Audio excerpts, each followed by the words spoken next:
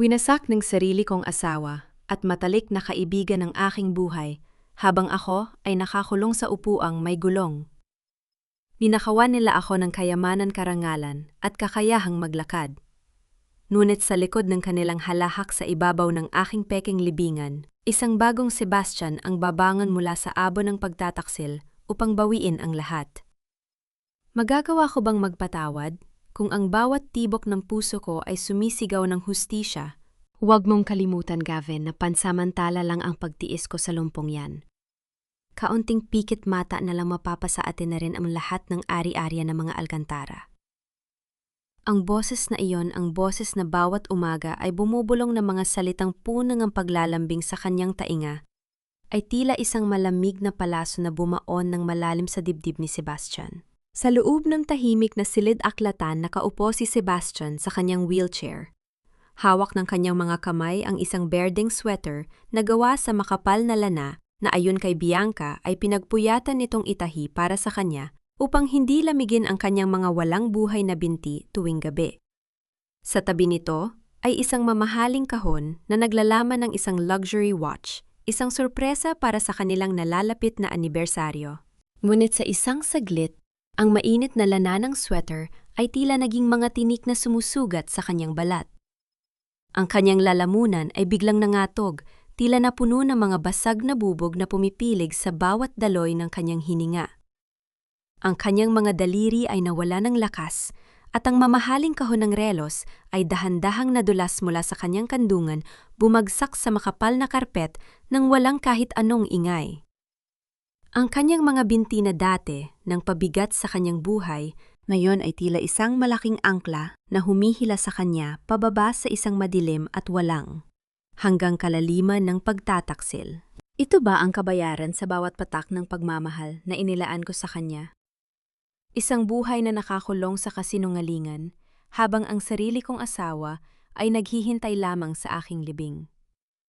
Sa labas ng pinto na bahagyang nakabukas, nagpatuloy ang mahinang halahak ng dalawang tao sa madilim na pasilyo. I know, babe, but you have to be careful. Baka makahalata ang mga tauhan sa bahay, lalo na si Aling Nena. Tugon ng isang boses lalaki. Si Gavin. Ang matalik niyang kaibigan na itinuring niyang kapatid, ang lalaking binuhat niya mula sa kahirapan upang maging pangalawang pinakamakapangyarihang tao sa Alcantara Group. Aling Nena is just an old maid. Wala siyang magagawa. Mayabang na sagot ni Bianca. At saka mas lalong walang magagawa si Sebastian. Unti-unti ko nang inihahalo ang gamot na ibinigay mo sa kanyang gatas gabi-gabi. He thinks it's just vitamins to help him sleep, but it actually keeps his muscles weak.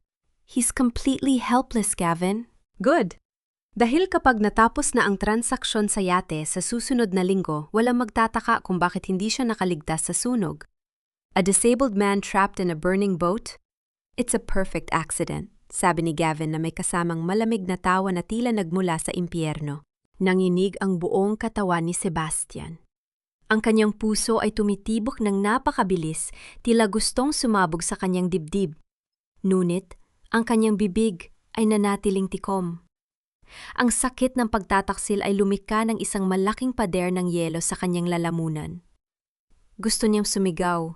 Gusto niyang paikutin ang kanyang wheelchair upang harapin ang dalawang taong biniyayaan niya ng lahat. Ngunit, nag-alay sa kanya ng kamatayan.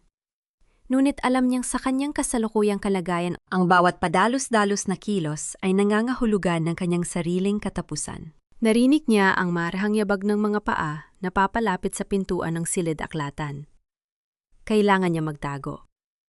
Gamit ang natitirang lakas ng kanyang mga kamay, marahan niyang ipinaling ang kanyang wheelchair patungo sa dilim sa gilid ng malaking estante ng mga libro. Yumuko siya upang abutin ang kahon ng relos sa ilalim ng lamesa. Ngunit ang kanyang kamay ay nanginginig ng labis, kaya bahagya lamang niyang naitulak ito sa ilalim ng makapal na kurtina. Bumukas ang pinto. Pumasok ang liwanag mula sa pasilyo, kasunod ang mababangong amoy ng pabango ni Bianca.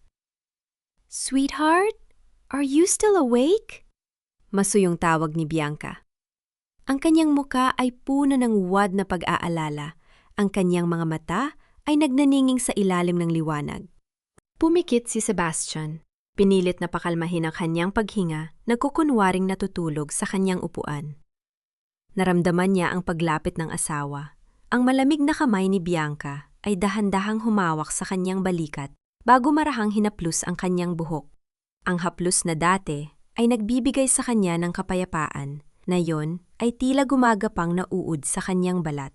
"You poor thing," bulong ni Bianca. Ang kanyang boses ay puno ng nakatagong pang-aasar na tanging si Sebastian lang ang makakaunawa ngayon.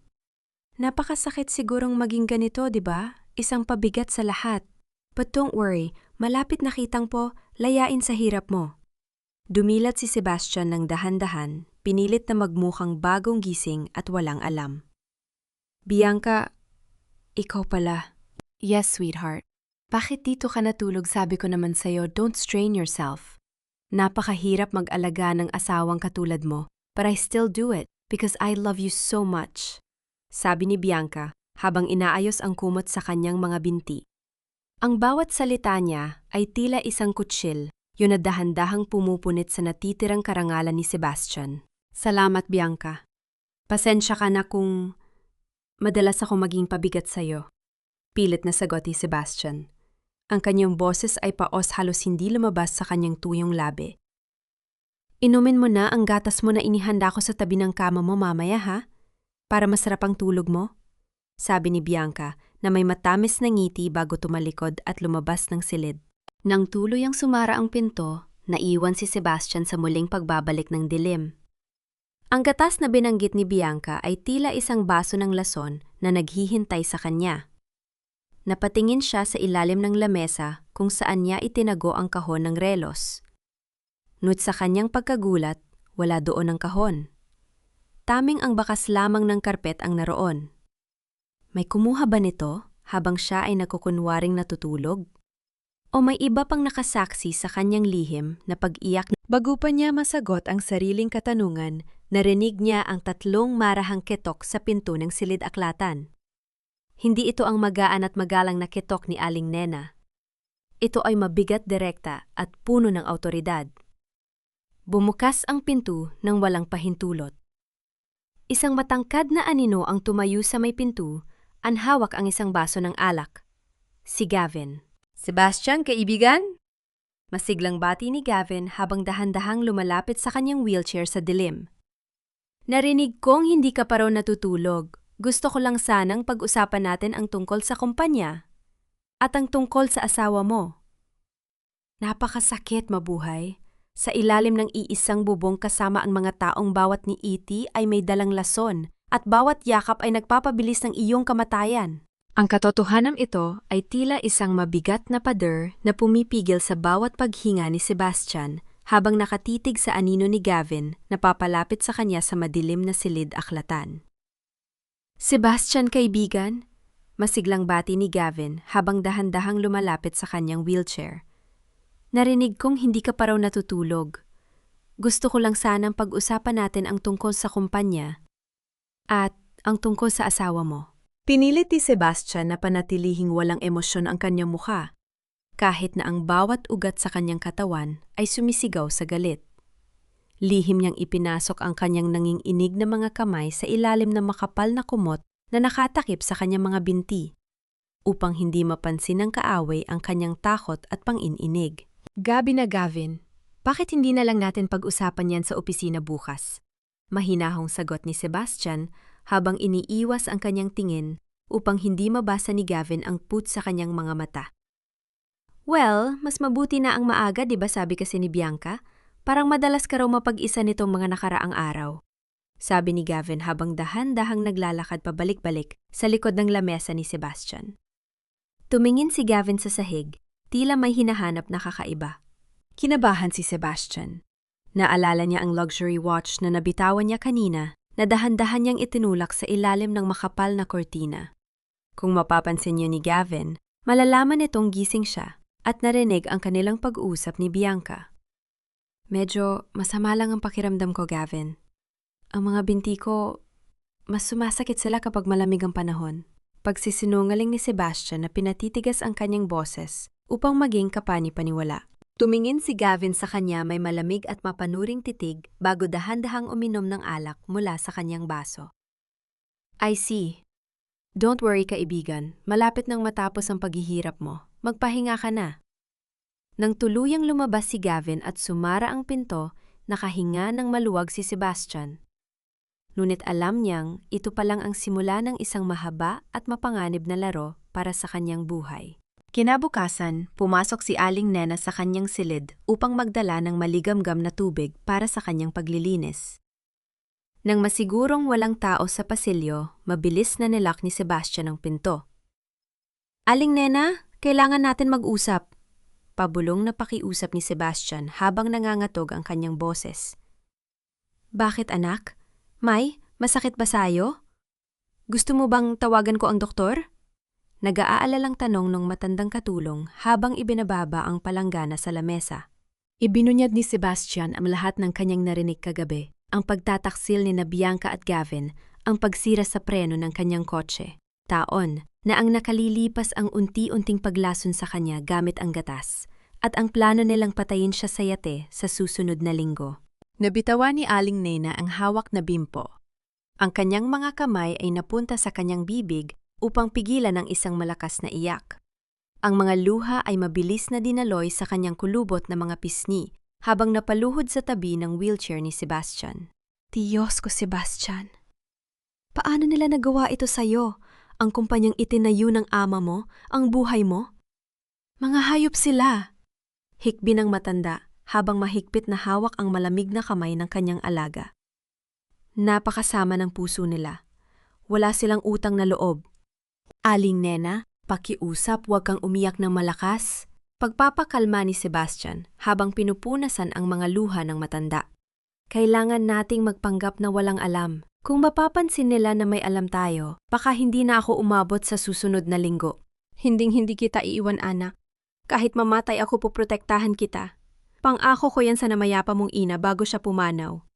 Panata ni Aling Nena habang pinipilit na patigilin ang kanyang pag-iyak upang maging matatag para kay Sebastian. Nang hapon ding iyon, dumating si Ate Clarice Manalo sa mansyon ng mga Alcantara.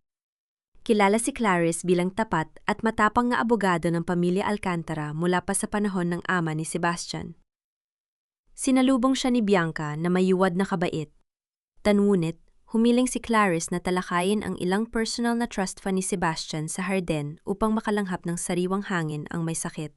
Walang nagawa si Bianca, kundi pumayag, lalo na't abala rin siya sa pakikipag-ugnayan kay Gavin para sa kanilang mga plano. Sa ilalim ng malaking puno ng mangga sa dulo ng hardin, malayo sa mga kamera ng mansyon, hinarap ni Clarice si Sebastian. Sebastian? Seryosong pabulong ni Clarice. May nakita akong kakaiba sa mga financial reports ng kumpanya. Gavin is moving huge sums of money to offshore accounts. At kahapon lang nalaman ko mula sa isang broker na may nagtatanong tungkol sa pagbabago ng iyong insurance policy. Tumingin si Sebastian kay Clarice, ang kanyang mga mata ay tila 2 piraso ng yelo. Alam ko na, Clarice. Narinig ko sila kagabi. Sila ang may gawa ng aksidente ko noon at balak nilang sunigin ang yate kasama ako sa susunod na linggo. Nanlaki ang mga mata ng abogada. Nawala ang kanyang propesyonal na lamig at napalitan ito ng matinding galit at pagkabigla. Mga demonyo! Paano nila nagawa yon, Sebastian? Kailangan nating pumunta sa mga otoridad na yun din. Hindi pwede, Clarice. Kung gagawin natin yang na yon, gagamitin ni Gavin ang kanyang mga koneksyon sa kumpanya upang pagtakpan ang lahat at mas lalo lamang manganganib ang buhay ko sa loob ng bahay na ito. Paliwanag ni Sebastian. Kailangan natin ng isang mas matalinong plano. Huminga ng malalim si Clarice, pinapakalma ang kanyang sarili bago sumagot. Kung ganun ibibigay natin sa kanila ang gusto nila, tutulungan kitang pekiin ang iyong kamatayan sa gabi ng insidente sa yate. May kaibigan ako sa Coast Guard na pwedeng tumulong sa atin. Kapag naniwala silang patay ka, na doon sila gagawa ng mga malalaking pagkakamali para makuha ang ari-arian mo at doon natin sila hiilahin pababa. Bago pa makasagot si Sebastian, narinig nila ang marahang kaluskos ng mga tuyong dahon sa likod ng malalaking halaman. Anong pinag-uusapan ng 2 pinakamatalinong tao sa buhay ko? Si Gavin. Nakatayo siya sa may pasukan ng hardin, may hawak na 2 baso ng malamig na tsaa at ang kanyang mga labi ay may nakapaskil na isang matalim at kahina-hinalang ngiti habang nakatitig sa kanilang dalawa. Ang pinakamalupit na parusa sa isang tao ay ang pilitin siyang uminom ng lason mula sa kamay ng taong pinagkatiwalaan niya ng kanyang buong buhay. Ang bawat higop ng mainit na sopas na inihanda ni Bianca ay tila isang patak ng asido na dahan-dahang sumusunog sa lalamunan ni Sebastian. Nakaupo siya sa harap ng hapagkainan, habang si Bianca ay nakaupo sa kanyang tabi, may matamis na ngiti, ngunit ang mga mata ay puno ng mapanuring titig. Sweetheart, ubusin mo yang supas mo. Pinagpuyatan ko talagang ihanda yan para sa'yo. Mas yung sabi ni Bianca habang marahang hinahaplos ang balikat ni Sebastian. By the way, napansin ko kanina sa hardin na parang napakahaba ng pinag-usapan ninyo ni Clarice. Is there something wrong with the Alcantara Trust Funds? Naramdaman ni Sebastian ang biglang pagbilis ng tibok ng kanyang puso. Ngunit, pinilit niyang panatilihing kalmado ang kanyang boses. Wala naman, Bianca. Clarice was just reminding me about some tax documents and the restructuring of our family's assets. Normal na pamamalakad lang. Bumaba ang tingin ni Bianca sa kanyang plato at ang kanyang ngiti ay biglang nawala na palitan ng isang malamig at matigas na ekspresyon. Restructuring? Bakit kailangan pa yun? Ako naman ang nag-aasikaso sa lahat ng ari-arian mo rito, di ba? You can just transfer everything to my account para hindi ka na nahihirapan sa mga ganyang bagay. I just think it's safer under the company structure, Bianca, para na rin sa seguridad ng hinaharap natin. Mahinahong sagot ni Sebastian. Binitawan ni Bianca ang kanyang kutsara. Ang matalim na pagtunog ng metal sa porsela ng plato ay umalingaw-ngaw sa buong tahimik na silid. Safer ang sabihin mo, Sebastian. Hanggang ngayon ay hindi ka pa rin nagtitiwala sa akin. Galit na sabi ni Bianca habang tumatayo at nakatitig sa kanya ng may matinding galit. Pagkatapos ng lahat ng sakripisyo ko sa pag-aalaga sa isang lumpong tulad mo, ganyan pa ang isasagot mo sa akin? Sino ba ang nandito gabi-gabi para magpunas ng katawan mo? Sino ba ang nagtitiis sa ugali mo habang ang ibang babae ay matagal ka nang iniwan dahil wala ka ng silbi bilang lalaki? You should be grateful that I am still here. Ang bawat salita ni Bianca ay tila isang matalim na taga na sumusugat sa natitirang dignidad ni Sebastian. Sa loob ng maraming taon ang ganitong manipulasyon ay sapat na upang mapuno siya ng matinding guilt at humingi ng tawad. Ngunit ngayon, sa likod ng kanyang nakayuhong ulo, ang tanging nararamdaman ni Sebastian ay ang matinding dumi at kasuklam-suklam na ugali ng kanyang asawa. I'm sorry, Bianca. Hindi ko naman sinasadyang saktan ang damdamin mo. Pilit na sabi ni Sebastian, habang pinananatili ang kanyang papel bilang isang takot at nakadependeng asawa. Samantala sa madilim na pasilyo, malapit sa kusina lihim na nagtatago si Aling Nena sa likod ng pinto ng pantry. Nakita niya si Bianca na mabilis na bumaba at nakipagtagpo kay Gavin sa may madilim na sulok.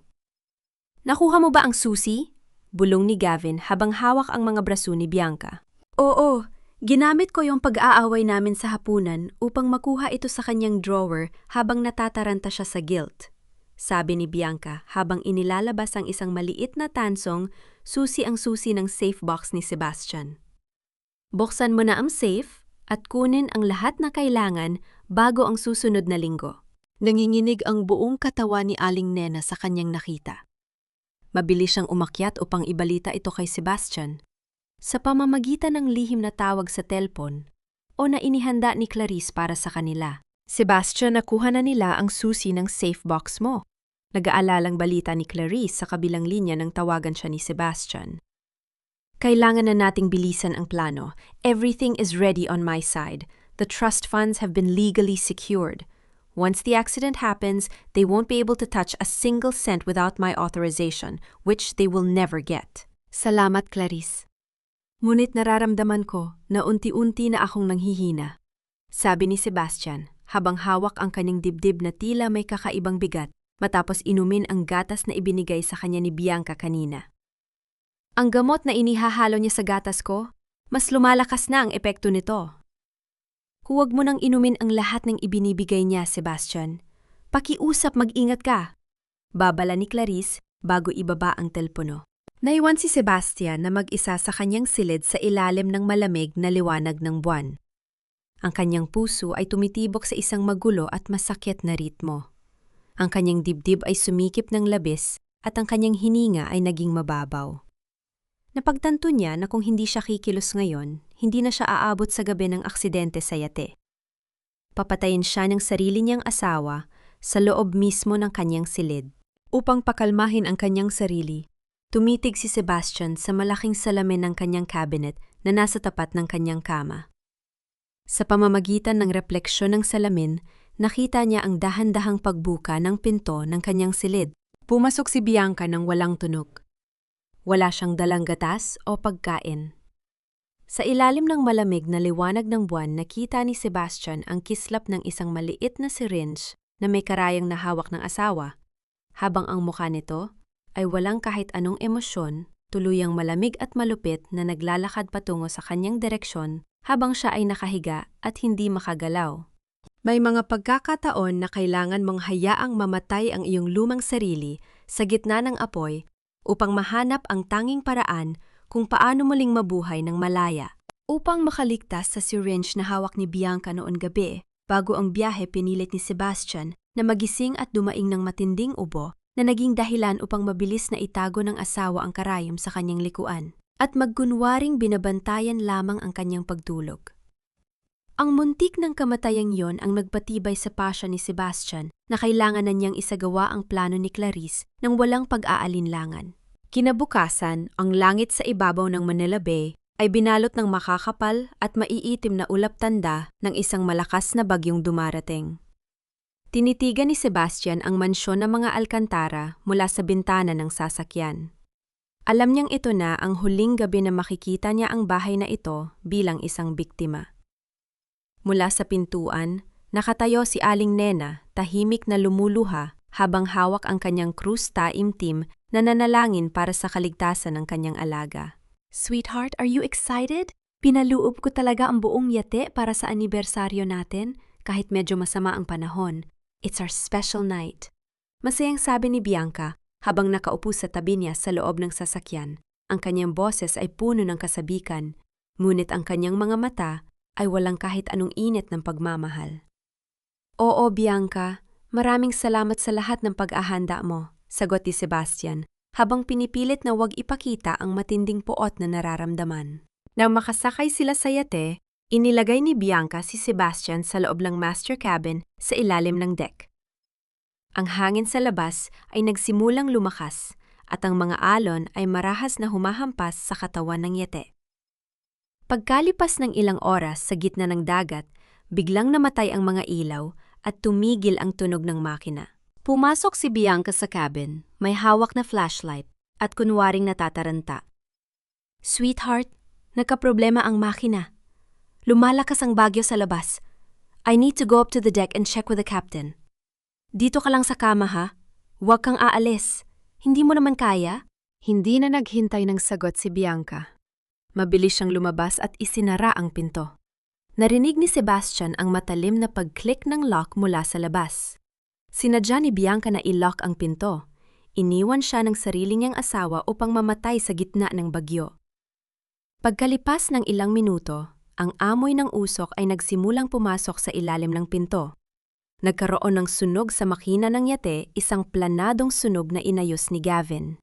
Ngunit bago pa man lamunin ng apoy ang buong kabin, ang bintana ng gilid ng yate ay marahang binuksan mula sa labas.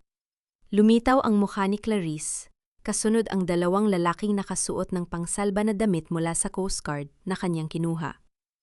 Sebastian, mabilis! Wala tayong oras! Bulong ni Clarice habang umuubo dahil sa makapal na usok na nagsisimula ng pumasok sa silid. Binuhat ng dalawang lalaki si Sebastian mula sa kama. Sa tulong ng kanilang mga profesional na kilos maingat, ngunit mabilis nilang ipinasok si Sebastian sa bintana, patungo sa isang maliit, madilim at natatakpan na speedboat na nakatago sa gilid ng nagliliyab na yate. Mula sa kaligtasan ng maliit na speedboat, pinanood ni Sebastian, sa pamamagitan ng maliit na salamin, ang pagtupok ng apoy sa yate. Ang kulay orange na liwanag ng apoy ay sumasayaw sa gitna ng madilim na bagyo at malalaking alon. Sa di kalayuan, nakita niya ang pagdating ng opisyal na rescue boat ng Coast Guard. Nakita ni Sebastian si Bianca na nakasuot ng kulay orange na kumot umiiyak ng husto at itinapon ang kanyang sarili sa mga bisig na mga rescuer. Sumisigaw siya ng kanyang pangalan. Sebastian? No! My husband, iligtas niyo ang asawa ko? Ito ay isang obra maestra ng pag-arte. Kung hindi alam ni Sebastian ang katotohanan, tiyak na maawa siya sa kanyang asawa. Ngunit na yon, habang pinapanood ang kanyang dula-dulaan sa gitna ng apoy isang malamig, at mapait na ngiti ang sumilay sa mga labi ni Sebastian. Ang kanyang puso na dati ay tibok ng pagmamahal para sa kanya, na yon ay tuluyan ang naging abo tulad ng yate. Ngunit ang katahimikan ng kanilang pagtakas ay biglang naputol. Ang tangke ng gasolina ng yate ay sumabog lang napakalakas lumika ng isang malaking bola ng apoy na nagliwanag sa buong Manila Bay. Ang isang malaking nasusunog na bahagi ng yate ay lumipad sa hangin at bumagsak ng napakalapit sa kanilang speedboat. Ang matinding impact ng pagbagsak ng nasusulog na kahoy ay lumika ng isang dambuhalang alon.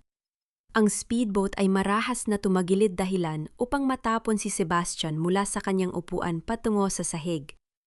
Ang makina ng kanilang speedboat ay biglang huminto at nagsimula silang mawala ng kontrol sa gitna ng nagnangalit at madilim na bagyo. Ang pinakamasakit na bahagi ng kamatayan ay hindi ang paghinto ng tibok ng puso, kundi ang makitang masayang nagsasayaw ang mga taong pumatay sa iyo sa ibabaw ng iyong alaala. Matapos ang mapanganib na pagsabog sa Manila Bay, nagawa ni Clarice na muling paandarin ang makina ng speedboat at mabilis na dinala si Sebastian sa isang lihim na ligtas na bahay sa Cavite. Habang nagpapagaling si Sebastian sa dilim ang dula ng kasakiman sa Maynila, ay nagsimula na. Sa burol ni Sebastian, isang marangyang burol na may walang lamang kabaong dahil hindi nahanap ang kanyang katawan, nakasuot si Bianca ng eleganteng itim na bisti. Humahagulgol siya sa harap ng mga nakatutok na kamera ng mga mamamahayag, habang si Gavin ay nakatayo sa kanyang likod, marahang hinahawakan ang kanyang balikat bilang isang nagtatanggol na kaibigan. Please, bigyan niyo muna kami ng privacy. Bianca is devastated.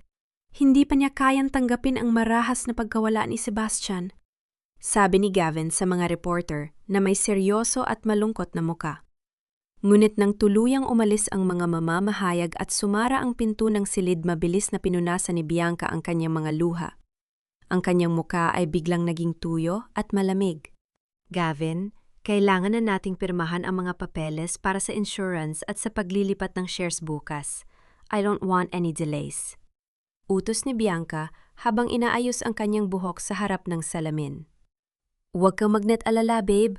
Lahat ay nasa ilalim ng kontrol ko. Sagot ni Gavin na may mapang-aping ngiti. Nang sumunod na araw, lumipat agad si Gavin sa master bedroom ng mansyon ng mga Alcantara. Kinuha niya ang kanyang mga maleta at nagsimulang itapon ang mga personal na gamit ni Sebastian mula sa cabinet.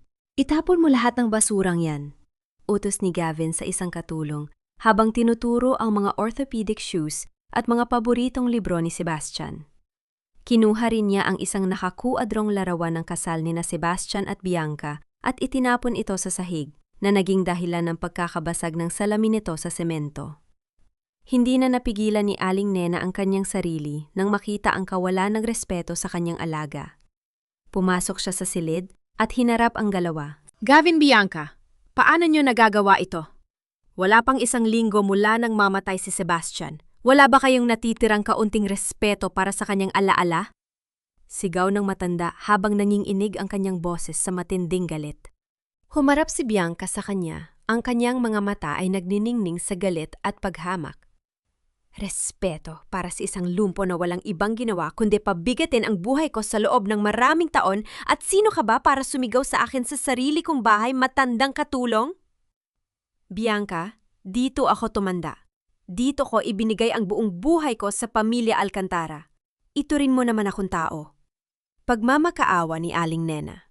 I don't care. You are fired, Nena. Umalis ka sa bahay na ito ngayon din. Sigaw ni Bianca bago tumawag ng mga security guard. Itapon ang mga gamit ng matandang yan sa labas. Inihagis ng mga bantay ang lumang bag ni Aling Nena sa basang lupa sa labas ng gate. Kasabay nito ang bagyo ay patuloy na nagbubuhos ng malakas na ulan. Ang isang maliit na larawan ng namayapang asawa ni Aling Nena ay nabitawan niya at napunta sa putikan habang siya ay marahas na itinulak palabas sa dilim ng gabi nang walang kahit isang sentimo. Naglalakad siyang basang-basa nang ininig sa lamig at umiiyak sa tabi ng madilim na kalsada. Sa kabutihang palad si Clarice na lihim na nagmamatyag sa mansyon upang masubaybayan ang kilos ng mga kaaway, ay nakita si Aling Nena na naglalakad ng walang direksyon sa ilalim ng bagyo. Mabilis siyang lumabas na kanyang sasakyan, binalot ang kanyang matalik na coat sa nanginginig na katawan ng matanda at dinala ito sa ligtas na bahay sa Cavite. Sa loob ng madilim na silid nakaupo si Sebastian nang bumukas ang pinto.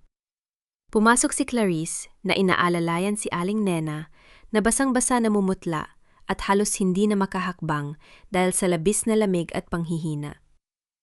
Nang makita ang kalagayan ng kanyang pangalawang ina ang puso ni Sebastian, ay parang pinunit ng libong kutsilyo. Mabilis niyang ipinaling ang kanyang wheelchair patungo sa kanila at niyakap ang matanda na biglang nanghina sa kanyang mga bisig.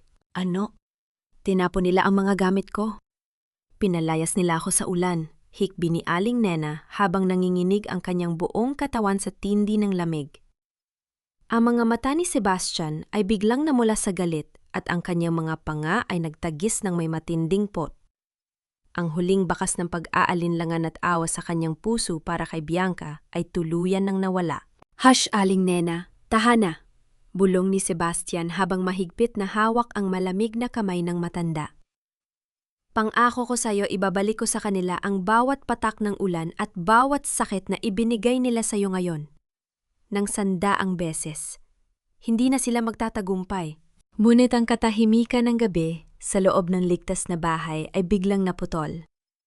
Narinig nila ang marahang ugong ng makina ng isang sasakyan na pumasok sa bakuran. Huminto ito sa tapat ng bahay at ang malalakas na ilaw nito ay tumama sa bintana ng madilim na silid ni Sebastian na lumika ng mahahabang anino sa dingding at nagdala ng isang matinding takot sa kanilang mga puso. Ang pinakamainam na paraan upang sirain ang isang kaaway ay hindi ang saktan siya sa pisikal, kundi ang hayaan siyang mabulag sa sarili niyang kasakiman hanggang sa siya na mismo ang humukay ng sarili niyang libingan. Ang matinding takot na naramdaman ni Sebastian at Aling Nena nang makita ang malalakas na ilaw ng sasakyan sa labas, ay napalitan ng malalim na buntong hininga ng kaluwagan.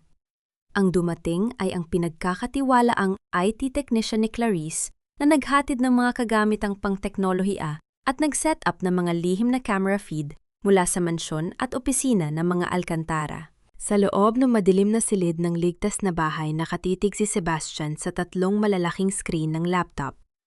Sa unang pagkakataon nakita niya ang kanyang dating tahanan sa pamamagitan ng mga lihim na kamera. Ngunit sa halip na kapayapaan ng kanyang nakita ay ang unti-unting pagkasira ng buhay ng mga nagtaksil sa kanya. Tingnan mo sila, Sebastian! Bulong ni Clarice habang itinuturo ang screen na nagpapakita ng study room sa mansyon. Hindi pa man lumilipas ang 1 buwan mula nang mamatay ka, ngunit unti-unti na silang kinakain ng sarili nilang kasamaan. Sa screen, napanood ni Sebastian si Gavin na galit na nagtatapon ng mga dokumento sa lamesa, habang si Bianca ay nakatayo sa tapat nito, sumisigaw at may hawak na baso ng alak. Anong ibig mong sabihin na natalo ka na naman sa casino, Gavin? 5 million pesos in just 1 night. Naghahanap ka ba ng ikasisira natin? Sigaw ni Bianca. Ang kanyang boses ay puno ng galit na narinig sa pamamagitan ng audio transmitter. Shut up, Bianca. Huwag mo akong pangaralan. Bulyaw ni Gavin habang pinupunasan ang pawis sa kanyang no.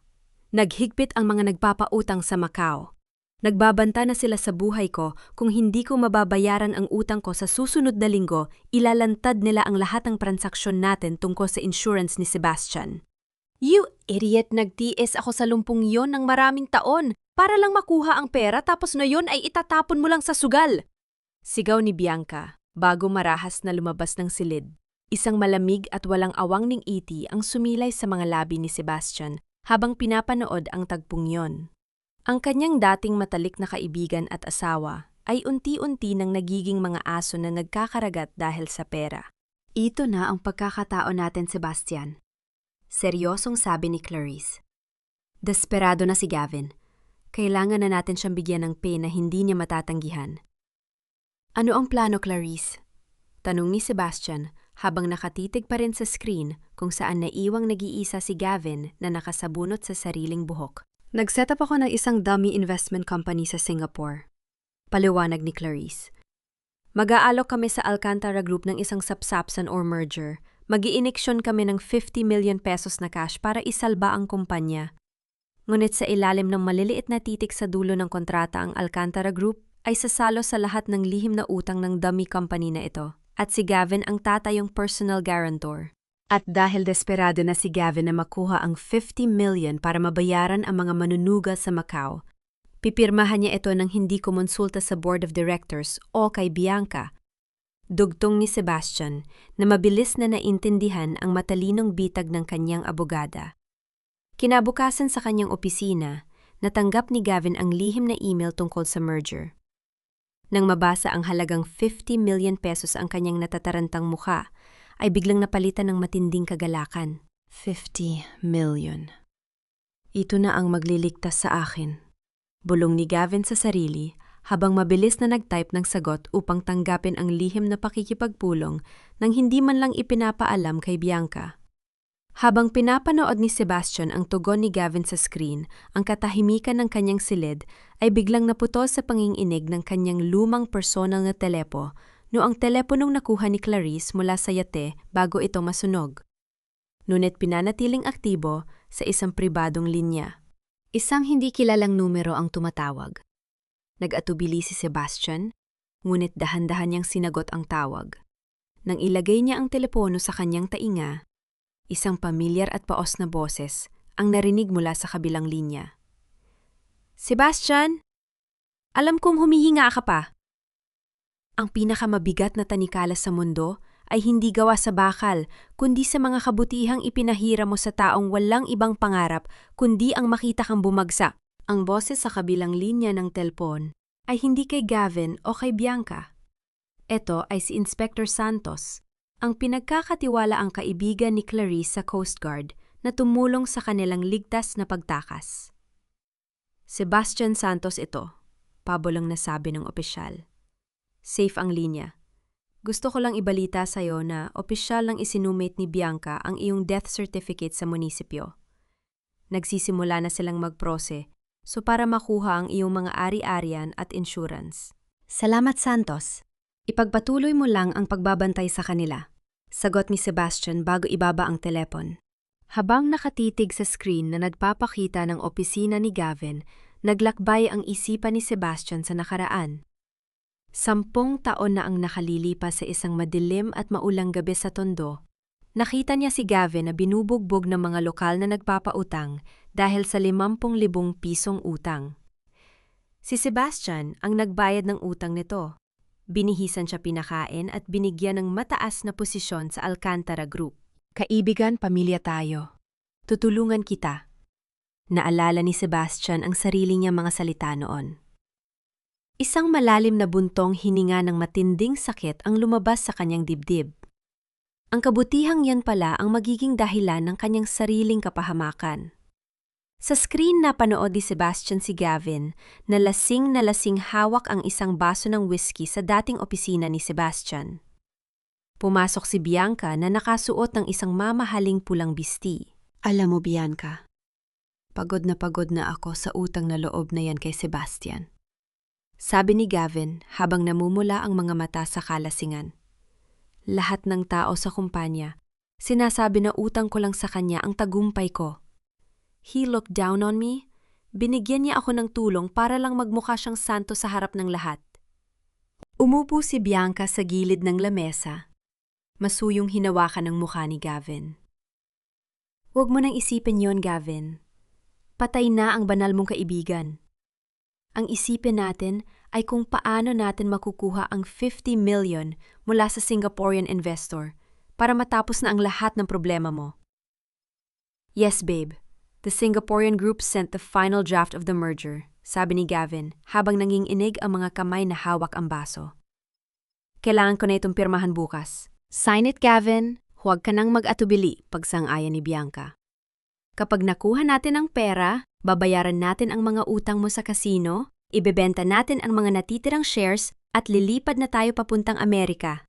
Walang sinuman ang makakahabol sa atin doon.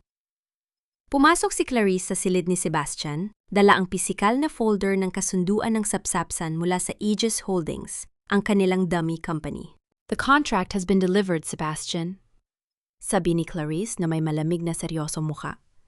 Mag-iinik siya ng Aegis Holdings ng 50 million pesos kapalit ng 51% controlling stake ng Alcantara Group. Ngunit may lihim na sugnay sa ilalim ang Alcantara Group ay sasalo sa lahat ng utang ng Aegis Holdings at si Gavin Llorente ang nakataalang personal guarantor gamit ang kanyang mga personal na ari-arian at mga joint account nila ni Bianca. Sa screen, nakita nila si Gavin na mabilis na sumagot sa isang tawag sa telepo. Oo, babayaran ko kayo bukas. 50 million is coming. Sigaw ni Gavin sa telepo bago ito marahas na ibaba. Dala ng matinding takot sa mga banta ng sindikato at pagnanais na makuha agad ang pera kinuha ni Gavin ang panulat.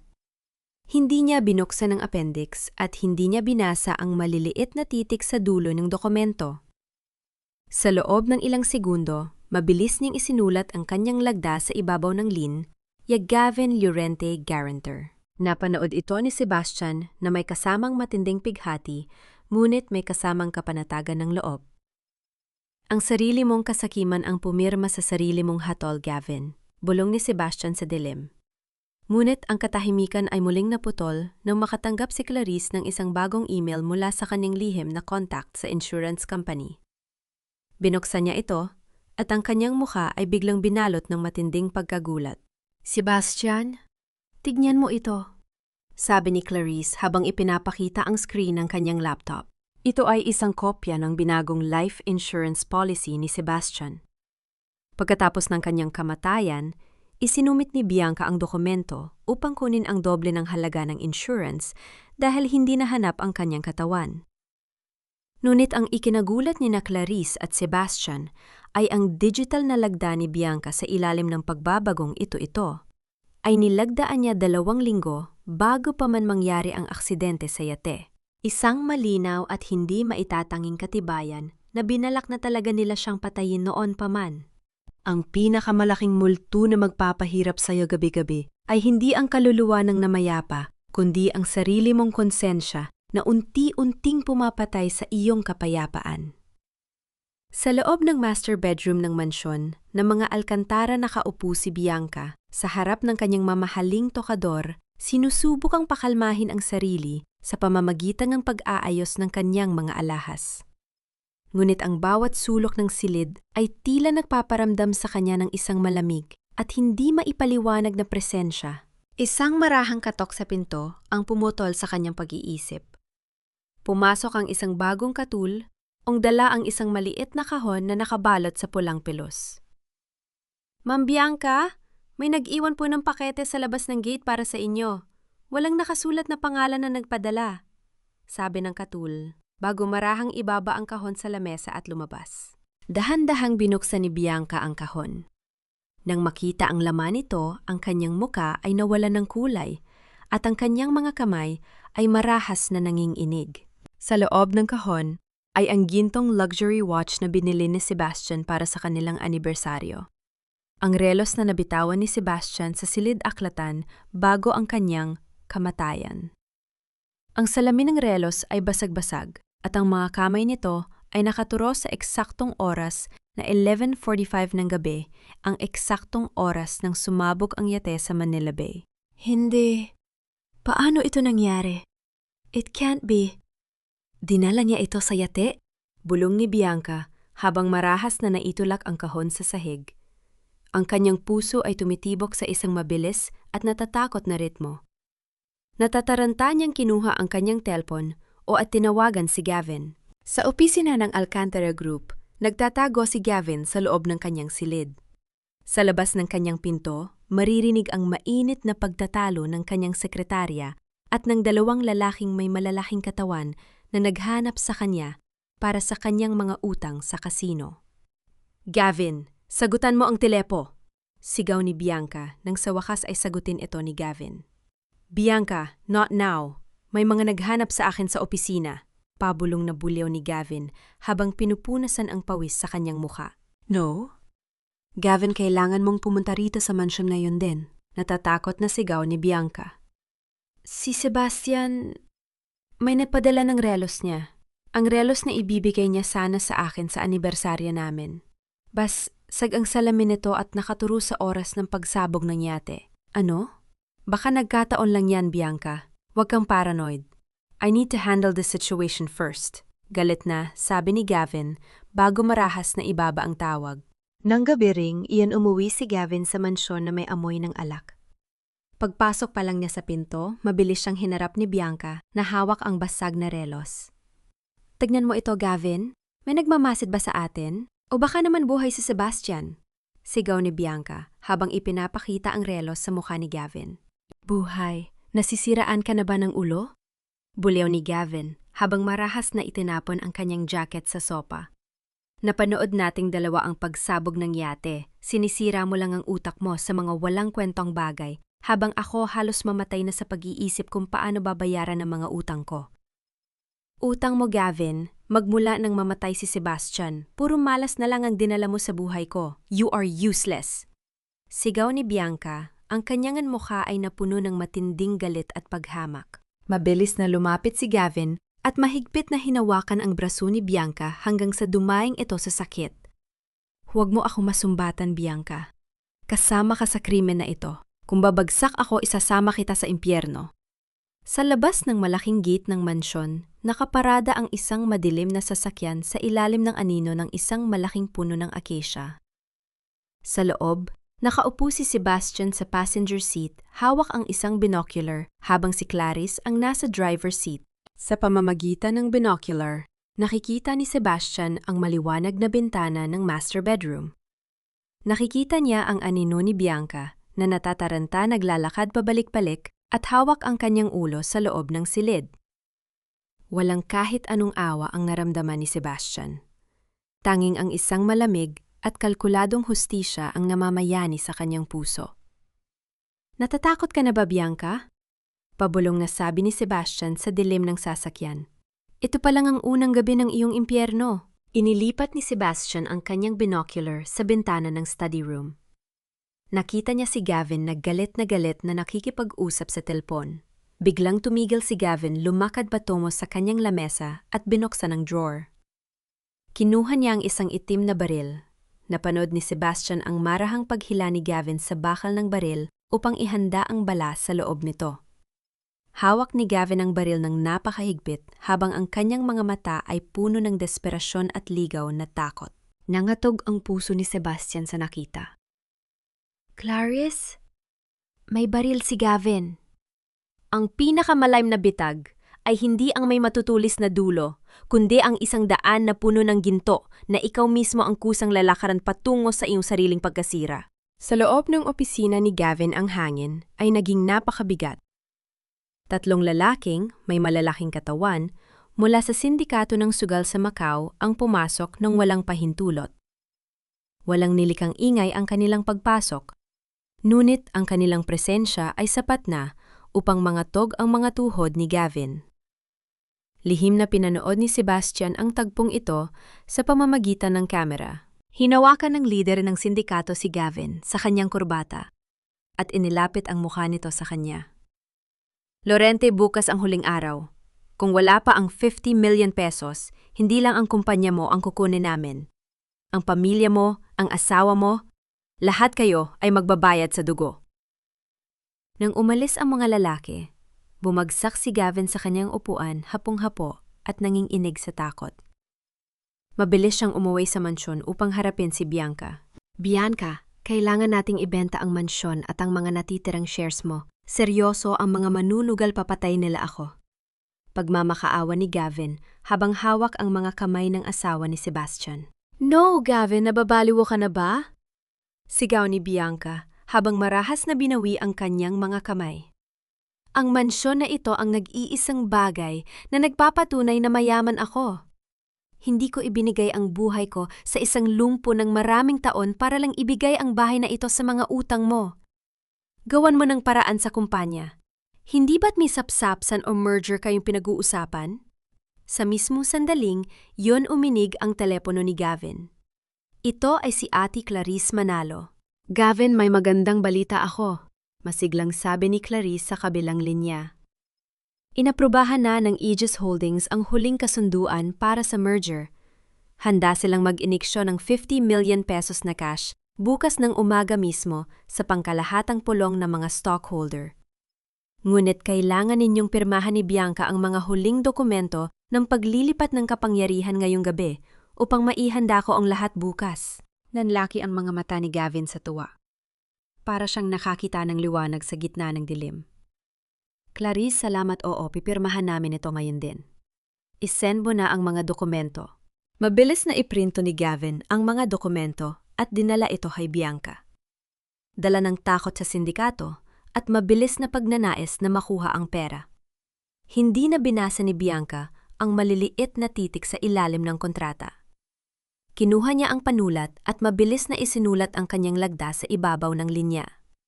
Ibinibigay ang buong kapangyarihan ng kanyang mga shares sa Aegis Holdings, ang kumpanyang pag-aari ni Sebastian. Bumiti ang dalawa sa isa't isa. Naniniwalang sila ay nagtagumpay at maliligtas na sa lahat ng utang. Samantala sa ligtas na bahay sa Cavite, ang kapaligiran ay puno ng katahimikan at kapayapaan. Naghanda si Aling Nena ng isang simpleng hapunan ng sinigang para kay Sebastian at Clarice.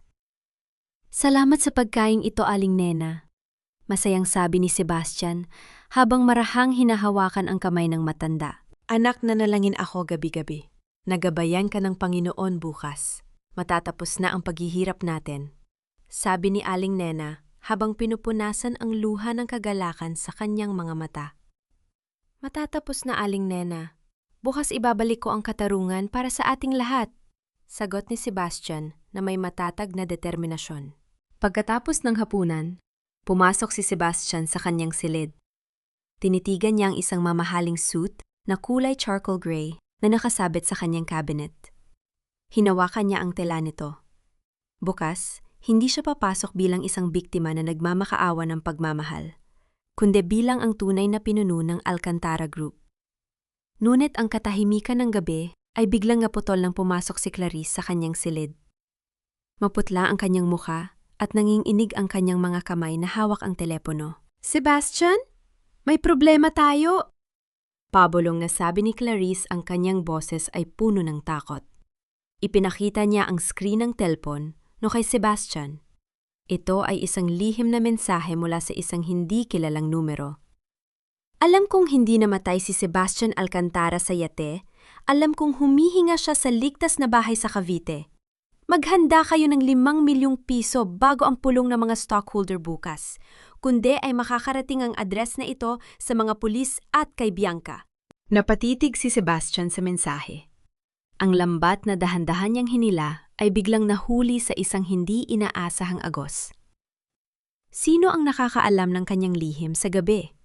Bago ang malaking pakikipaglaban ang pinakamalakas na ingay, ay hindi ang kulog sa langit, kundi ang tahimik na panalangin ng isang taong inagaw ng lahat maliban sa kanyang pananampalataya. Sa balkonahe ng ligtas na bahay sa Cavite, nakaupo si Sebastian sa kanyang wheelchair habang ang malamig na hangin ng madaling araw ay humahaplos sa kanyang muka. Hawak ng kanyang mga daliri ang isang pilak na krus, isang pamana ng kanyang namayapang ina. Tumingin siya sa malawak na madilim na langit. Diyos ko. Pabulong yung panalangin sa gitna ng katahimikan.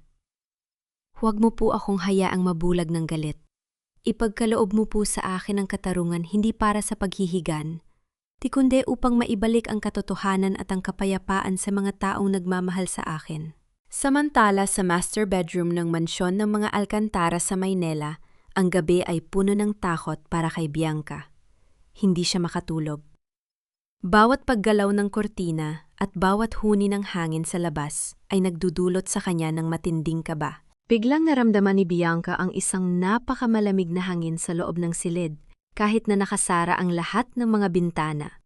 Napaupo siya sa kama habang ang kanyang puso ay tumitibok ng mabilis. Sa tahimik na pasilyo sa labas na kanyang silid, tila naririnig niya ang marahang ikot ng mga gulong ng wheelchair, si makintab na sahig ang pamilyar na tulog ng paggalaw ni Sebastian tuwing gabi noong nabubuhay pa ito. "Sebastian!" Sigaw ni Bianca sa dilim habang nanginginig ang kanyang boses. "Sino yan?" Mabilis siyang tumayo at binuksan ang pinto ng pasilyo, ngunit wala doon ang sinuman. Tanging ang madilim at bakanting daanan lamang ang naroon. Ang sarili niyang konsensya at takot ay unti-unti nang sumisira sa kanyang isipan. Sa Cavite natapos na ni Clarice ang pakikipag-usap sa telpon o kay Inspector Santos upang lutasin ang banta ng blackmailer. "Sebastian, maayos na ang lahat." Humihingang maluwag na balita ni Clarice. Ang nagpadala ng mensahe ay ang mekaniko sa daungan na tumulong sa atin sa Manila Bay. Nagtangka siyang mag-extort ng pera. Nahuli na siya ni Inspector Santos sa meeting place bago pa man siya nakipag-ugnayan kay Bianca. "Salamat sa Diyos," sagot ni Sebastian. "Nakahanda na ba ang lahat para bukas?" "Oh, Sebastian, lahat ng pangunahing mamamahayag at mga istasyon ng telebisyon ay nakatanggap na ng imbitasyon para sa isang malaking pangkalahatang pagpupulong ng Aegis Holdings at Alcantara Group." Inakala ni Gavin at Bianca na ito ang araw ng kanilang tagumpay. Nakaabang na rin ang pangkat ng pulis, siya na may hawak ng mga warrant of arrest laban sa kanila. Pumasok si Aling Nena sa silid, dalang isang baso ng maligamgam na tubig para kay Sebastian. "Anak, matulog ka na ng kaunti. Mahaba ang paglalakbay natin bukas." Tumingin si Sebastian sa matanda. "Aling Nena, natatakot ka ba para sa mangyayari bukas?" "Hindi ako natatakot para sa sarili ko, anak." Mahinot na sagot ng matanda habang hinahaplos ang buhok ni Sebastian. "Natatakot ako para sa'yo. Alam kong desperado si Gavin, lalo na't nakita mong may baril siya. Nangangako ka ba sa akin na babalik ka ng ligtas?" Mahigpit na hinawakan ni Sebastian ang kamay ni Aling Nena. "Pang-ako, Aling Nena. Hinding-hindi ko kayo iiwan." Ilang oras bago ang pagsikat ng araw. Habang natutulog na sina Clarice at Aling Nena, nakaupo pa rin si Sebastian malapit sa bintana, nakatitig sa bakuran na binalot ng makapal na hamog. Biglang nanlamig ang kanyang katawan. Sa gitna ng hamog nakita niya ang isang matangkad na anino ng tao na mabilis na nagtatago sa likod ng mRNA sa bakuran ng ligtas na bahay. Ang anino ay dahan-dahang huminto humarap sa bintana ni Sebastian at ang liwanag ng ilaw sa kalsada ay tumama sa isang kumikislap na bakal na hawak nito sa kanyang kamay. Ang pinakamalakas na sigaw ng katarungan ay hindi nagmumula sa galit ng isang tao, kundi sa kanyang tahimik na pagbabalik mula sa lugar na inakala ng lahat na kanyang libingan. Ang aninong nakita ni Sebastian sa bakuran bago ang pagsikat ng araw ay si Inspector Santos pala, na pumasok upang tiyakin ang huling seguridad ng ligtas na bahay bago sila maglakbay patungong Maynila. Pagdating ng 10:00 ng umaga, ang Grand Boardroom sa pinakamataas na palapag ng Alcantara Tower sa Makati ay puno ng tao. Nakatutok ang mga ilaw ng kamera ng napakaraming mamamahayag, habang ang mga stockholder ng kumpanya ay nakaupo sa paligid ng malaking lamesang gawa sa mahogany. Sa gitna ng lamesa nakaupo si Bianca, na nakasuot ng eleganteng itim na besti, nakataas ang no at may yuwad na iti ng tagumpay. Sa kanyang tabi ay si Gavin, nakasuot ng mamahaling suit na mayabang na nakatayo sa harap ng mikropono. "Mga kaibigan sa media at mga kapwa ko stockholder," simula ni Gavin na may mataas na boses.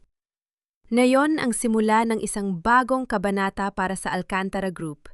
Sa tulong ng Aegis Holdings, mag-iineksyon tayo ng 50 milyong piso upang ipagpatuloy ang tagumpay ng kumpanyang ito matapos ang tragikong pagkawala ng aking matalik na kaibigan na si Sebastian." Ngunit bago pa man maiangat ni Gavin ang kanyang panulat upang pirmahan ang huling dokumento sa harap ng mga kamera, ang mga pangunahing ilaw sa boardroom ay biglang namatay. Isang matinding pagkabigla ang umalulong sa buong silid. Ang malaking projector screen sa gitna ng dingding ay otomatikong bumukas. Ngunit sa halip na logo ng kumpanya, ang lumitaw. Isang malinaw na audio recording ang nagsimulang tumugtog sa mga speaker, kasabay ng isang malaking larawan ni Sebastian. Huwag mong kalimutan, Gavin. Napansamantala lang ang pagtiis ko sa lumpong yan. Kaunting pikit mata na lang mapapasa atin na rin ang lahat ng ari-arya ng mga Alcantara. Ang boses ni Bianca ay umalingaw-ngaw sa buong boardroom. Nawala ng kulay ang mukha ni Bianca. Ang panulat sa kanyang kamay ay dahan-dahang nadulas at bumagsak sa lamesa.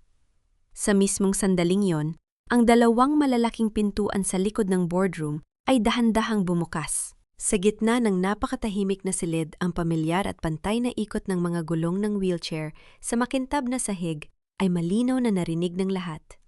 Pumasok ang isang lalaki. Nakaupo si Sebastian Alcantara sa kanyang wheelchair, nakasuot ng mamahaling charcoal gray suit, maayos ang buhok, at ang kanyang mga mata ay nag-aapoy sa matinding karangalan at lakas. Sa kanyang tabi, marahang nagtutulak sa wheelchair, ay si Ate Clarice Manalo. Ang buong boardroom ay sumabog sa matinding kaguluhan. Nagsitayo ang mga mamamahayag mula sa kanilang mga upuan at ang mga ilaw ng kamera ay tuloy-tuloy na kumislap sa mukha ni Sebastian. Si Sebastian buhay, si Sebastian Alcantara, sigaw ng mga tao. Napahawak si Bianca sa kanyang dibdib habang ang kanyang mga tuhod ay nanginig hanggang sa napasandal siya sa pader ng silid na kabukas ang bibig. Ngunit walang lumalabas na boses. Ipinaling ni Sebastian ang kanyang wheelchair patungo sa harap ng lamesa, huminto sa mismong tapat ni Gavin na nakatayo na tila isang estatwa, ang binuhusan ng malamig na tubig. Pawis na pawis si Gavin at ang kanyang panga ay pilit na nanginginig. Tumingin si Sebastian kay Gavin. May isang malamig at matalim na ngiti sa kanyang mga labi. Anong nangyari sa'yo, Gavin? Para kang nakakita ng multo? Humarap si Sebastian sa napakaraming kamera na nakatutok sa kanya. Magandang umaga sa inyong lahat. Ako si Sebastian Alcantara. At narito ako ngayon upang bawiin ang kumpanyang itinayo ng aking ama mula sa kamay ng mga magnanakaw at mamamatay tao. Ngunit ang isipan ni Gavin ay tuluyan ng nabaliw sa ilalim ng matinding takot at kawalan ng pag-asa. Napagtanto niyang ang merger ay isang betag buhay si Sebastian at papatayin siya ng mga manunugal mula sa Macau. Sa gitna ng kaguluhan, mabilis na ipinasok ni Gavin ang kanyang kamay sa loob ng kanyang jacket, inilabas ang kanyang itim na baril at marahas na hinila si Bianca sa buhok upang gawing pader sa harap ng kanyang dibdib. Itinutok ni Gavin ang dulo ng baril sa ulo ni Bianca habang ang kanyang mga mata ay nanlilisik sa ligaw na takot at sumigaw sa buong silid. Isang hakbang pa, babarilin ko ito. Walang lalapit. Sumabog ang mga sigaw ng takot sa buong boardroom. Ngunit si Sebastian ay nanatiling nakaupo sa kanyang wheelchair, malamig na nakatitig sa baril na hawak ng kanyang dating kaibigan.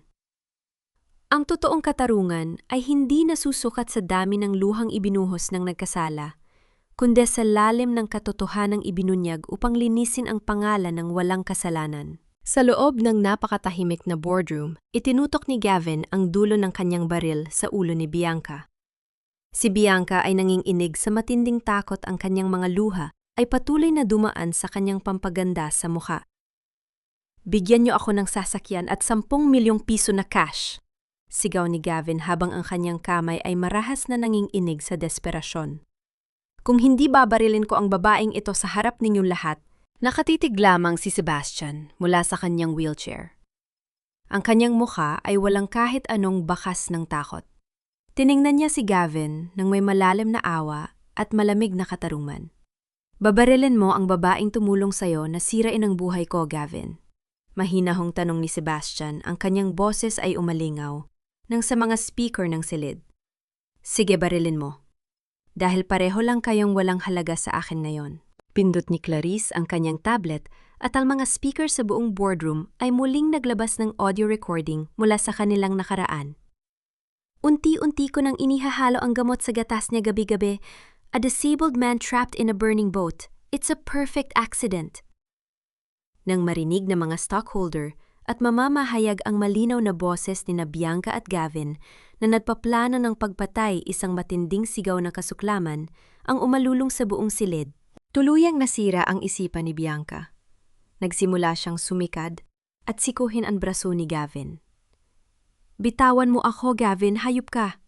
Sigaw ni Bianca habang umiiyak ng husto. Ikaw ang nag-utos sa akin. Ikaw ang nagsabi na sirain ang preno ng sasakyan ni Sebastian. Biktima lang ako. Dinala mo lang ako sa kapahamaka. Manahimik ka, Bianca. Kasama ka sa lahat ng ito. Sigaw rin ni Gavin pabalik. Inangat ni Clarice ang isang makapal na folder ng mga legal na dokumento sa harap ng mga kamera. Gavin Lorente at Bianca Alcantara, pahayag ni Clarice sa mikropono. Sa pamamagitan ng paglagda ninyo sa kasunduan ng Aegis Holdings kahapon, personal ninyong ginarantiyahan ang 200 milyong pisong utang ng kumpanya. Sa mismong sandaling ito ang lahat ng inyong bank account, ang mansyon ng mga Alcantara at ang bawat mamahaling sasakyan sa inyong pangalan ay opisyal ng kinumpiska ng pamahalaan. Nawala ng kulay ang mukha ni Gavin. Ang kanyang mga mata ay nanlaki sa matinding pagkabigla. Hindi maaari. Biglang bumukas ang malaking pinto ng boardroom. Pumasok si Inspector Santos kasama ang 6 na armadong pulis. Nakatutok ang kanilang mga armas kay Gavin. Ibagsak mo ang baril, Gavin Llorente, na kapalibot ang buong pulisya sa gusali, sigaw ni Inspector Santos. Tumingin si Gavin sa mga pulis. Tumingin siya sa napakaraming kamera na nagre-record ng bawat segundo ng kanyang pagbagsak. Tumingin siya kay Sebastian na nakaupo ng may matatag na karangalan. Napagtanto niyang tapos na ang lahat. Nawala ng lakas ang kanyang kamay. Ang baril ay dahan-dahang nadulas mula sa kanyang mga daliri at bumagsak sa makapal na karpet ng walang ingay. Panaluhod si Gavin sa sahig, tinakpan ang kanyang mukha gamit ang 2 kamay at umiyak ng husto tulad ng isang talonang bata. Mabilis na lumapit ang mga pulis at pinigilan si Gavin sa sahig upang lagyan ng piring sa mga kamay. Si Bianca, na makawala sa hawak ni Gavin, ay napaluhod at gumapang sa karpet patungo sa wheelchair ni Sebastian. Ang kanyang buhok ay magulo, ang kanyang damit ay lukot-lukot at ang kanyang mukha ay puno ng luha at pawis. Crawl siya at hinawakan ang gulong ng wheelchair ni Sebastian, umiiyak ng desperado. Sebastian, sweetheart, patawarin. Mo ako dina. Lalang ako ni Gavin sa kapahamakan, minahal kita. Sebastian, patawarin mo ang asawa mo, pagmamakaawa ni Bianca, habang sinusubukang abutin ang mga binti ni Sebastian. Marahang ipinaling ni Sebastian ang kanyang wheelchair, pabalik iniwas ang kanyang mga binti mula sa mga kamay ng babaeng minsan niyang minahal ng higit sa sarili. Tinitigan niya si Bianca sa huling pagkakataon, isang tingin na walang galit, ngunit puno ng matinding pighati at huling pagpapaalam. Bianca, malamig at paos na sabi ni Sebastian. Ang mas masakit pa sa pagkawala ng aking kakayahang maglakad ay ang malaman na ang aking puso ay ibinigay ko sa isang katulad mo. Habang pilit na itinutaya ng mga pulis sina Bianca at Gavin upang ilabas sa boardroom sa harap ng mga kumikislap na camera ng media, biglang lumingon si Gavin kay Sebastian. Ang kanyang mukha ay puno ng matinding galit at kabaliwan habang sumisigaw ng isang huling sumpa. Hindi pa ito tapos, Sebastian. Kahit mula sa kulungan, sisiguraduhin kong hindi ka makakahanap ng kapayapaan, papatayin ka ng mga manunugal mula sa Macau. Nawala ang kanilang mga boses nang tuluyan silang ilabas sa mga pulis sa pasilyo. Naiwan si Sebastian sa gitna ng tahimik na boardroom habang ang lahat ng mamamahayag ay nakatitig sa kanya ng may matinding respeto. Ang pinakamalaking tagumpay sa buhay ay hindi ang paghawak sa isang kaharian na puno ng lason, kundi ang lakas ng loob na bitawan ito upang mahanap ang tunay na kapayapaan ng iyong kaluluwa. Ilang araw matapos ang makasaysayang paghuhusga sa boardroom, naging tahimik ang pangalan ni Sebastian Alcantara sa mga pahayagan. Binalikan ni Sebastian ang mansyon ng mga Alcantara sa huling pagkakataon. Nakaupo siya sa kanyang wheelchair sa gitna ng malaking salas, habang ang mga manggagawa ay dahan-dahang nag-iimpake ng mga muebles. Tinitigan ni Sebastian ang malaking hagdanan kung saan dating bumababa si Bianca na nakasuot ng mga mamahaling damit at ang silid-aklatan kung saan nagplano si Gavin laban sa kanya. Anak? Marahang pakiusap ni Aling Nena habang nakatayo sa kanyang tabi. Gusto mo bang magtira ng ilang gamit mula sa bahay na ito para sa sarili mo? Dahan-dahang umiling si Sebastian. Wala na, Aling Nena. Ang bahay na ito ay hindi na isang tahanan. Ito ay naging isang hawla ng kasakiman at kasinungalingan.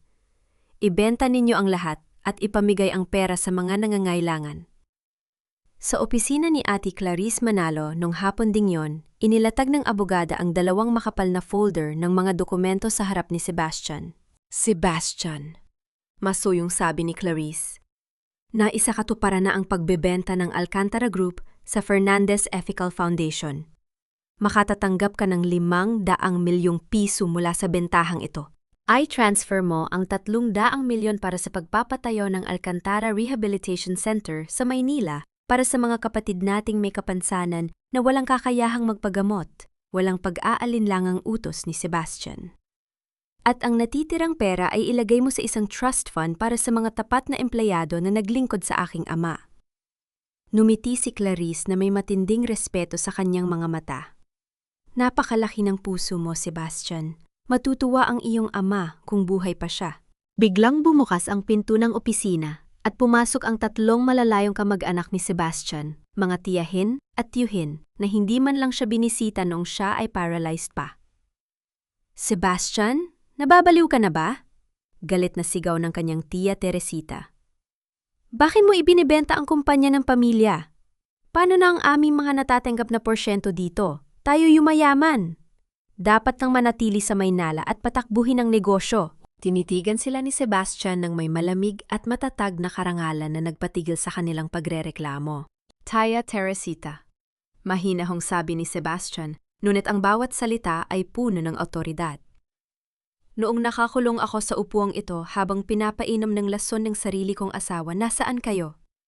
Wala ni isa sa inyo ang dumalaw o nagtanong kung buhay pa ako. Ang pera ng pamilya natin ay ginamit sa kasakiman ng napakahabang panahon.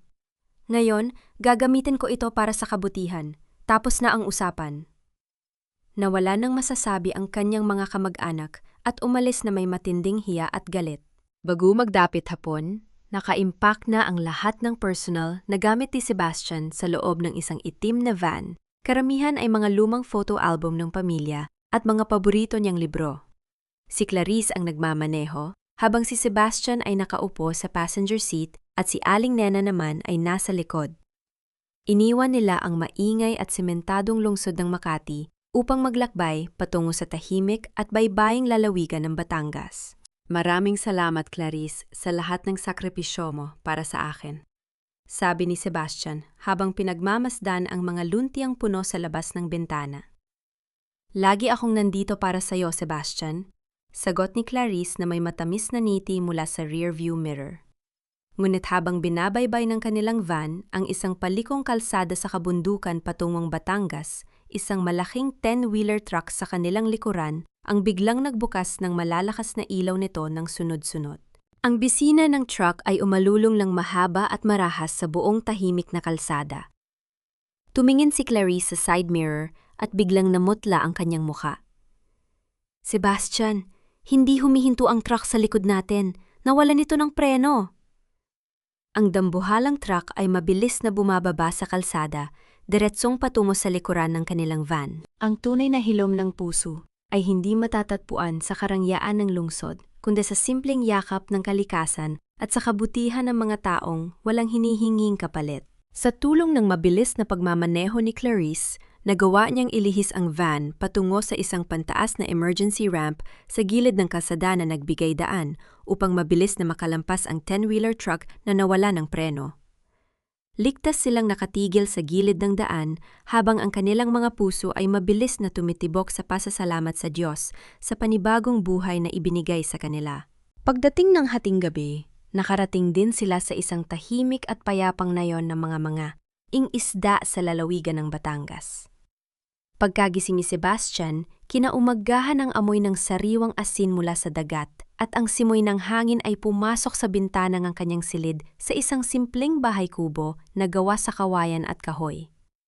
Sa labas, ang marahang hampas ng mga alang sa dalampasigan ay nagdala ng isang hindi maipaliwanag na kapayapaan sa kanyang kaluluwa.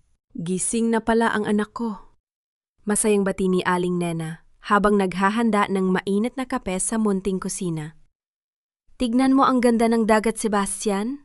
Isang matandang babae na may dalang bakol na mga sariwang isda ang pumasok sa bakuran. Ito si Lola Charing, ang pinakamatandang tindera ng isda sa nayon, na kilala sa kanyang kabutihan at matalas na pananalita. "Nena, eto na yung hilingong silinyasi at tulingan." Masayang sigaw ni Lola Charing. Inilabas ni Aling Nena si Sebastian sa balkonahe. Tumingin si Lola Charing kay Sebastian na nakaupo sa wheelchair. Ngunit sa halip na tumingin ng may awa, binigyan siya ni Lola Charing ng isang malapad na ngiti at inabutan ng isang sariwang mangga. "Ikaw pala si Sebastian, napakagwapong lalaki," masayang sabi ni Lola Charing. "Huwag mong isipin na porke nakaupo ka dyan ay wala ka ng silbi rito. Dito sa Batangas ang bawat tao ay pamilya." Nang hapon din yon, gustong maramdaman ni Sebastian ang alon ng dagat ng malapitan. Inikot niya ang mga gulong ng kanyang wheelchair patungo sa dalampasigan. Ngunit ang mga gulo ng wheelchair ay dahan-dahang baon sa malambot at basang buhangin hanggang sa marahas na tumagilid ang upuan at mabuwal si Sebastian sa buhanginan. Napaupo si Sebastian sa basang buhangin, madumi ang damit, at ang matinding hiya at pakiramdam ng pagiging walang silbi ay muling bumalik sa kanyang puso. Nagsimulang lumabo ang kanyang tingin dahil sa mga luhang nagbabadyang pumatak. Ngunit bago pa man siya makaiyak, 3 manging-isda na katatapos lang magbaba ng huli mula sa bangka ang mabilis na tumakbo patungo sa kanya. "Tiyo, tulungan ka namin?" masiglang sabi ng isang batang manging-isda. Lumapit din si Lola Charing, marahang pinupunasan ang buhangin sa damit ni Sebastian. "Huwag kang umiyak, Irog. Ang buhangin ay sadyang malambot para sa gulong, pero hindi para sa puso ng mga tao rito." Pinuhat ng mga mangingista si Sebastian nang may labis na pag-iingat at inupo siya sa isang matibay na bangkong kahoy sa ilalim ng puno ng niyog. Inabutan siya ng isang batang mangingisda ng malamig na sabaw ng buko habang nakangiti. "Welcome sa Batangas, Boss Sebastian." Masayang bati ng mga ito. Sa kauna-unahang pagkakataon sa loob ng maraming taon, naramdaman ni Sebastian ang isang wagas at walang pag-iimbot na kabutihan mula sa mga taong hindi man lang nagtatanong kung gaano siya kayaman. Nang gabi ring yon, habang nakaupo si Sebastian sa balkona, sa ilalim ng liwanag ng buwan, lumapit si Lola Charing habang naglilinis ng isda. "Lola Charing?" mahinahong tanong ni Sebastian. "Paano niyo nagagawang numiti araw-araw kahit mahirap ang buhay rito?" Tumingin si Lola Charing sa malawak at madilim na karagatan. "Sebastian, ang dagat ay katulad ng buhay. May panahon ng bagyo, may panahon ng kalma. Hindi nagmamadali ang alon, pero lagi itong nakakabalik sa dalampasigan.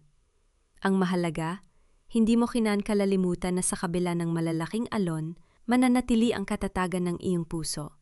Naramdaman ni Sebastian ang isang mainit na pag-asa na dahan-dahang lumalaganap sa kanyang dibdib.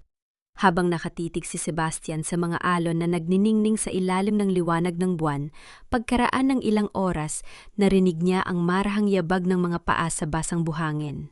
Lumingon siya at nakita ang isang matangkad at eleganteng babae na nakasuot ng simpleng puting besti na naglalakad sa kahabaan ng dalampasigan patungo sa kanyang kubo. Sa ilalim ng liwanag ng buwan, nakilala niya kung sino ito.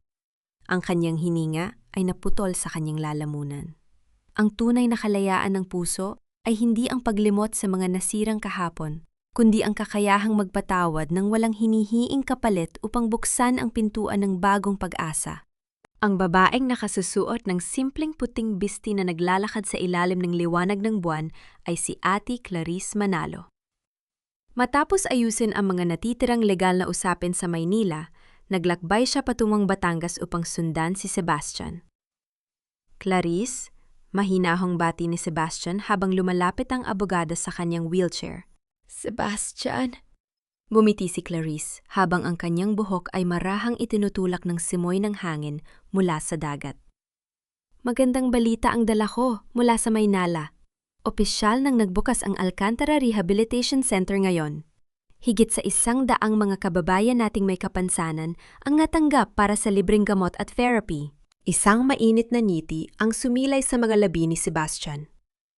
Naramdaman niya ang isang malalim na layunin sa kanyang buhay, isang layunin na mas malaki pa sa anumang kumpanya o kayamanan sa Maynila. Kumuha si Clarice ng isang liham mula sa kanyang bag at inabot ito kay Sebastian. Dala ko rin ito. Galing ito sa Correctional Institution for Women. Isinulat ito ni Bianca. Kinuha ni Sebastian ang liham at binuksan ito sa ilalim ng liwanag ng lampara sa balkona. Ang nakasulat ay, Sebastian, hindi ako humihingi ng patawad dahil alam kong napakalaki ng kasalanan ko sa'yo. tanggap ko na ang 10 taong pagkabilanggo ko. Gusto ko lang sabihin na patawarin mo ako sa pagtrato sa'yo bilang isang pabigat. Nayon ko lang napagtanto na ako pala ang totoong lumpo-lumpo sa pagmamahal at kabutihan. Magpakasaya ka, Sebastian. Binasa ni Sebastian ang mga salita ng dahan-dahan. Ang mga luha ay dumaan sa kanyang mga pisngi, ngunit hindi ito luha ng pighati. Ito ay luha ng huling pagtanggap at pagtatapos ng nakaraan. Inikot niya ang kanyang wheelchair patungo sa gilid ng dagat. Dahan-dahan niyang pinunit ang liham sa maliliit na piraso at hinayaan ng hangin na tangayin ang mga puting papel patungo sa madilim at umuugong na mga alon. Pinapatawad na kita, Bianca. Pabulong na sabi ni Sebastian sa karagatan. Pinapalaya ko na ang sarili ko sa'yo. Nang sumunod na gabi, naghanda si Aling Nena ng isang simpleng salu-salo sa balkonhe ng kubo. Nagdala si Lola Charing ng inihaw na isda, habang ang mga kapitbahay ay nagdala ng kakanin at sariwang prutas.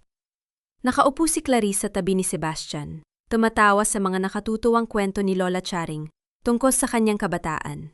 Pinanood ni Aling Nena si Sebastian na malayang tumatawa kasama ang lahat. Ang puso ng matanda ay napuno ng luha ng kagalakan. Sa gitna ng hapunan, habang nakalapat ang mga hubad na paa ni Sebastian sa cool na buhangin sa ilalim ng lamesa, naramdaman niya ang isang kakaibang init na gumagapang mula sa kanyang ibabang likod.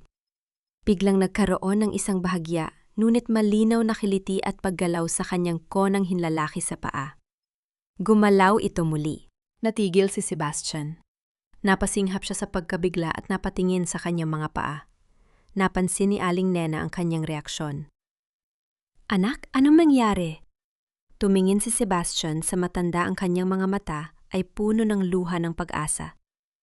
Aling Nena, naramdaman ko, gumalaw ang daliri ng paa ko. Nabitawan ni Aling Nena ang kanyang kutsara at mabilis na napaluhod sa tabi ni Sebastian, umiiyak sa matinding kagalakan habang hawak ang mga paa ng kanyang alaga. Si Clarice ay napahawak sa kanyang bibig, ang mga luha ay mabilis na dinaloy sa kanyang mga pisngi. Ang mirakulo ng pisikal na paggaling ay nagsimula na mula sa buong paggaling ng kanyang kaluluwa. Bago matapos ang gabi, habang ang araw ay dahan-dahang lumulubog sa baybayin ng Batangas, binalot ang langit ng napagandang kulay ng orange at purpura. Nakaupo sina Sebastian at Clarice sa isang bangkong kahoy sa tapat ng dagat. Pinagmasdan ni Sebastian ang malawak na karagatan, nararamdaman ang buong kapayapaan sa kanyang puso. Marahang inabot ni Clarice ang kamay ni Sebastian, dahan-dahang ipinasok ang kanyang mga daliri sa mga daliri ng lalaki. Tumingin si Sebastian kay Clarice, ang kanyang puso ay tumitibok sa isang mainit at malusog na pagmamahal. Tumingin si Clarice sa kanyang mga mata at pabulong na nagtanong, "Handa ka na bang simulan ang susunod na kabanata ng iyong buhay? Kasama ako." Lumipas ang 3 taon. Ang araw sa baybayin ng Batangas ay patuloy na sumisikat na may bagong liwanag at pag-asa. Sa Maynila, ang Alcantara Rehabilitation Center ay nakapagbigay na ng libreng gamot therapy at bagong pag-asa sa libu-libong mahihirap na kababayan nating may kapansanan. Ngunit si Sebastian Alcantara ay piniling manatili sa kanyang simpleng bahay kubo sa tabi ng dagat. Wala na ang kahit anong bakas ng galit o poot sa kanyang puso. Kapag nababanggit ang pangalan ni Bianca at Gavin, nakasalukuyang nagbabayad sa kanilang mga krim sa loob ng kulungan tanging malalim na awa, na lamang ang nararamdaman ni Sebastian. Naintindihan niya na ang katarungan ay ibinigay ng batas, ngunit ang tunay na kapatawaran ay isang regalo na ibinigay niya sa kanyang sarili upang hindi na kailanman maging bilanggo ng nakaraan. Natagpuan na niya ang tunay na kapayapaan ng kaluluwa. Araw-araw si Sebastian ay natuturo ng pagbasa at pagsulat sa mga anak na mga mangingisda sa ilalim ng malaking puno ng acacia sa dalampasigan. Si Aling Nena na masaya at malusog ay patuloy na nag-aalaga sa kanya bilang isang tunay na ina. At si Clarice na ngayon ay hindi lamang kanyang tagapagtanggol, kundi ang babaeng kabahagi na ng kanyang puso at buhay ay kasama niya sa bawat pagharap sa bukas. Isang maaliwalas na umaga, habang ang mga bata ay naglalaro sa buhanginan. At ang alon ng dagat ay marahang humahampas sa dalampasigan, nakaupo si Sebastian sa kanyang wheelchair.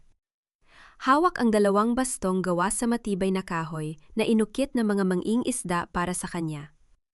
Huminga si Sebastian nang malalim at tumingin sa malawak na karagatan. Dahan-dahan siyang tumayo. Ang kanyang mga binti, bagaman nanginginig pa ng bahagya, ay may sapat na lakas na upang buhatin ang kanyang katawan. Lumakad siya ng isang hakbang. Kasunod ang isa pang hakbang patungo sa basang buhangin at maligamgam na tubig dagat. Inabot ni Clarice ang kanyang balikat upang marahang alalayan siya habang si Aling Nena at Lola Charing ay nakatayo sa malayo na may luha ng kagalakan sa kanilang mga mata. Ngumiti si Sebastian sa ilalim ng maliwanag na sikat ng araw habang nararamdaman ang lamig ng tubig dagat sa kanyang mga paa. Naintindihan niya sa wakas ang pinakamalaking aral ng kanyang buhay. Ang totoong tagumpay ay hindi nasusukat sa mga papuri ng mundo sa dami ng kayamanan sa bangko o sa pagmamasid sa pagbagsak ng iyong mga kaaway. Ang tunay na tagumpay ay ang kakayahang magpatawad, ang dahan-dahang pagtayo mula sa sariling pagkabagsak at ang paghanap ng kapayapaan sa piling ng mga taong nagmamahal sa'yo ng wagas at totoo.